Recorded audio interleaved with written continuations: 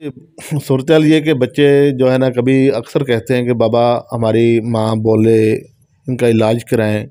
हम भी तरस रहे होते हैं कि कभी एक अल्फाज तो बोल सके, कुछ भी नहीं।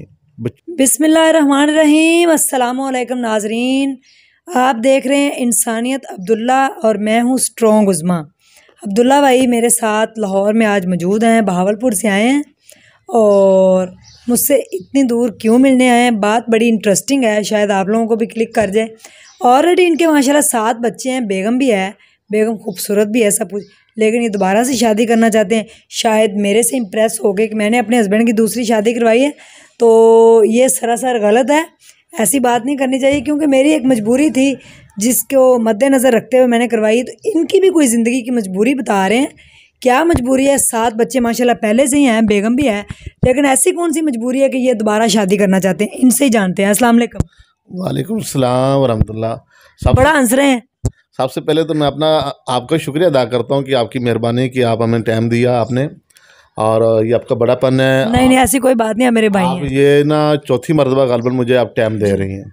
और नाजरीन मैं यहाँ ये भी एतराफ़ खुद करता हूँ, एतराफ़ से क्या जो हकीकत है वो बता रहा हूँ। इनके चैनल पे जब मेरा पहला इंटरव्यू हुआ तो वहाँ से माशाल्लाह डोनर मेरे पास आए, और अब तक जो है ना आप मेरी कोई वीडियो मिस नहीं देखेंगे जिसको मैंने डोनेशन ना की हो। कम से कम अल्हम्दुलिल्लाह 200 से ज़्यादा घरों की मैं सपोर्ट कर चुका हूँ बहन उज़्मा की वजह से।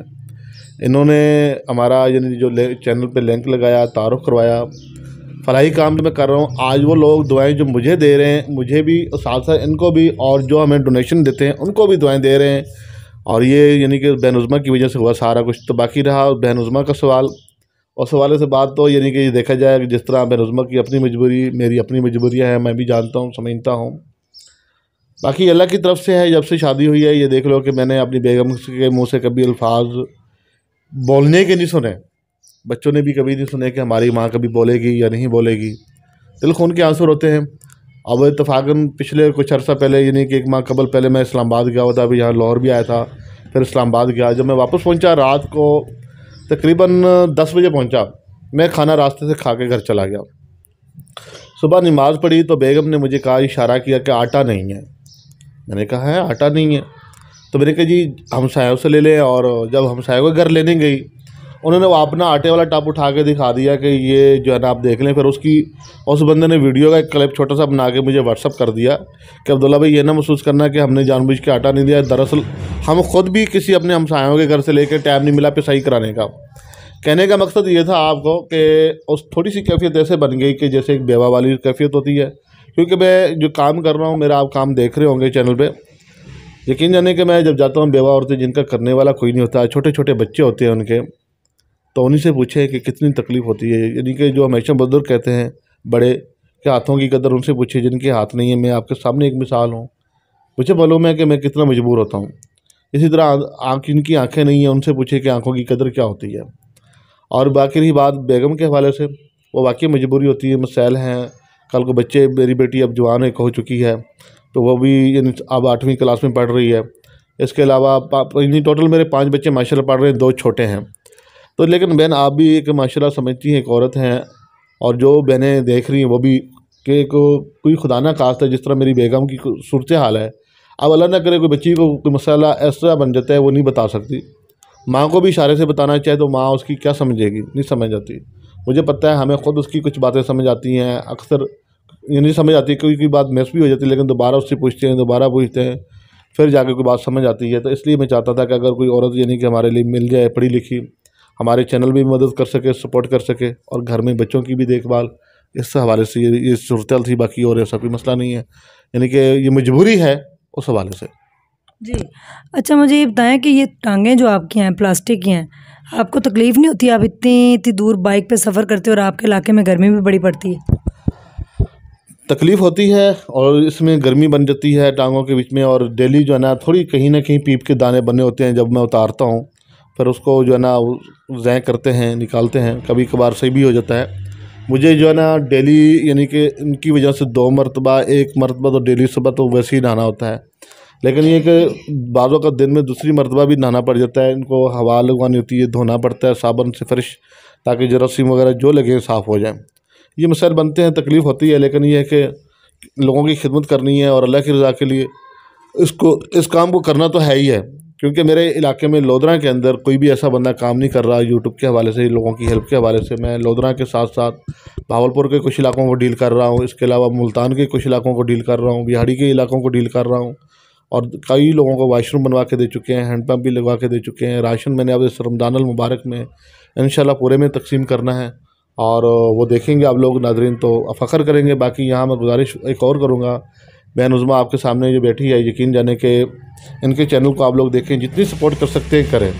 ये भी फलाई काम भी करती हैं, और आज जिस जगह मौजूद हो ये सिलाई सेंटर है इनका बना हुआ, और यहाँ पर बच्चियाँ यतीम बेसहारा और ज़रूरतमंद वो आके काम सीखती हैं, और उनको रोज़गार का मौका ये फ़राम करें ताकि काम सीखें और वो अपने मंजिल पे पहुँचेंगी, फिर वो अपने ताकि रोज़गार कर सकें। तो ये भी आप लोग इसके चैनल पे देख सकते हैं, पहले भी आपने वीडियो बनाई होगी जी। हाँ जी। तो ये बाकी बहन उज़्मा के चैनल को आप लोगों ने भरपूर सपोर्ट करनी है। यहाँ बाकी बात बहन उज़्मा खुद करेंगे। जी इंशाल्लाह जो मजबूरी आपने सामने रखी है, हो सकता है कोई अल्लाह की नेक बंदी ये अगर वीडियो देख रही है तो इनकी मजबूरी ये है कि इनके बच्चों को कोई समझने वाला हो, बेटियां इनकी, तो उनकी बात को कोई समझे, क्योंकि इनकी बेगम जो बिल्कुल बोल सुन नहीं सकती। तो इंशाल्लाह अल्लाह ताला बड़ा मेहरबान है, और आप लोगों के लिए लोगों के लिए इतना फ़लाह का काम कर रहे हैं, तो इसके लिए ज़रूर इंशाल्लाह ताला अल्लाह आपकी मदद करेंगे। मेरी दिल से दुआ है, और अब्दुल्ला भाई के चैनल को ज़्यादा सपोर्ट करें, आगे शेयर भी करें। खुद स्पेशल हैं लेकिन लोगों की मदद करते हैं, जज्बा रखते हैं। 3-4 ज़िले इनके पास हैं जिनके अंदर ये काम कर रहे हैं, बड़ी बात है। बाइक के ऊपर जाते हैं, तो अल्लाह ताला इनको और हिम्मत तौफीक दे, इंशाल्लाह मेरी दिल से दुआ है। और बाकी जहाँ तक रही वो आपके यूट्यूब के हवाले से बात, तो उसके लिए भी अगर कोई फ्री ऑफ कॉस्ट भी इनको सपोर्ट करना चाहता है इनकी वीडियो एडिटिंग के हवाले से, या इनको थंबनेल बना के दे सके, तो शायद आप अगर फाइनेंशियली सपोर्ट नहीं कर सकते तो इस तरह अगर कर दें तो वो भी मेरे ख्याल में नेकी होगी आपकी इनके साथ जो आप करेंगे। नाज़रीन सूरत ये है कि यकीन जाने कि मैं तकरीबन शादी हुई को 2007 में हुई, अब तक यानी कि 14-15 साल हो गए। मैंने कभी अपनी बेगम की आवाज़ नहीं सुनी, और इस आवाज़ को हम भी समझते हैं कि तरस रहे, यानी कि कभी ख्वाहिश होती है कि बोलेगी, कभी सुन सकेगी। मैं तो सब्र करता हूँ, लेकिन मेरे बच्चे जब वो दूसरे बच्चों को देखते हैं, वो अपनी माँ को बुला रहे होते हैं, अपनी माँ की बात सुनते हैं, माँ उनके से बात करती है, गुनगुना रही होती है, तो वो बच्चे तड़पते हैं, फिर मेरी तरफ देखते हैं, बाबा हमारी माँ क्यों नहीं बोलती। तो यकीन जाने कि मैं अभी यहाँ अल्फाज अबीदा यानी कि जज्बात मेरे भी कंट्रोल नहीं हो रहे कि हमें यानी कि कितना दुख होता है, और इस चीज़ को मैं समझता हूँ कि अल्लाह जानता है। मैंने कोशिश की इलाज कराने की बहुत, लेकिन जब भी उसकी रिपोर्ट बनवाई है डेडी आई कि इसका कोई हल नहीं अल्लाह के सिवा, अल्लाह ही दे दे तो शिफा दे दे, बाकी कोई हल नहीं है। सूरत ये कि बच्चे जो है ना कभी अक्सर कहते हैं कि बाबा हमारी माँ बोले, इनका इलाज कराएं। हम भी तरस रहे होते हैं कि कभी एक अल्फाज तो बोल सके, कुछ भी नहीं, बच्चों के लिए भी नहीं। हालांकि बच्चे माशाल्लाह मेरे सारे ठीक हैं, उनमें कोई मसला नहीं है किसी किस्म का, वो सब ठीक है, और मोहब्बत भी है बेगम से, उसके इशारों से पहले हर चीज़ उसको ला के देता हूँ। उसे नहीं मालूम ये कैसे लाया, कहाँ से लाया, लेकिन हर चीज़ बच्चों को पढ़ा भी रहे हैं, बच्चों को बर वक्त मेरी बेगम तैयार भी करती है, स्कूल भी भेजती है, और कभी कभी उनसे मजाक में शादी की बात करें तो वो कहती है फ़ौरन करो, मुझे कोई इतराज़ नहीं है, फ़ौरन शादी कर लो। देखो उसका बड़ापन नहीं है। Thank you. मेरी रिक्वेस्ट है उर्दू पॉइंट वालों से, अगर वो ये वीडियो देख रहे हैं तो प्लीज़ इनका ज़रूर इंटरव्यू करें, क्योंकि देखें खुद डिसेबल हैं और 4 ज़िलों में काम कर रहे हैं, तो ये बहुत बड़ी बात है कि बाइक के ऊपर जाना, इतना सफ़र करना, और इनकी बेगम भी स्पेशल पर्सन है। तो इसलिए मेरी उर्दू पॉइंट वालों से दरख्वास्त है कि वो अब्दुल्ला भाई का ज़रूर इस चैनल का इंटरव्यू करें, क्योंकि शायद उनके इतना बड़ा उनका नेटवर्क है, उनके प्लेटफॉर्म से अब्दुल्ला भाई के पास जो है ना वो सब्सक्राइबर और इनको सपोर्ट मिल सके। Thank you so much.